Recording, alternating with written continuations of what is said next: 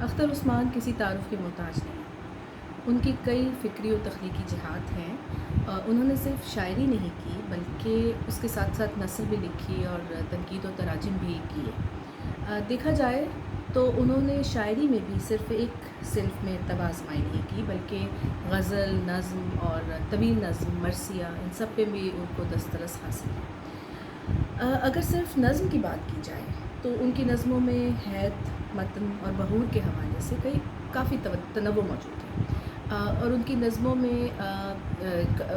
کا جو مجموعہ ہے ستارہ ساز، اس میں کئی زبانوں کی چاشنی بھی ملتی ہے اور ہر نظم اپنی جگہ فکر و شعور کا ایک الگ جہاں رکھتی ہے۔ اس کے علاوہ ان کی ایک طویل نظم تراش، اس کو بھی کافی سراہا گیا اور میرا خیال ہے کہ اردو ادب میں اپنی جدا حیثیت رکھتی ہے وہ نظم۔ جبکہ غزل میں دیکھیں تو اختر عثمان اپنے ہم اثروں میں ایک بہت مضبوط اور جدا اسلوب کے حامل باکمال شاعر کے طور پر موجود ہیں۔ ان کی شاعری پڑھ کر اردو غزل اور اردو زبان کے امکانات کے بارے میں کچھ حوصلہ ہونے لگتا ہے۔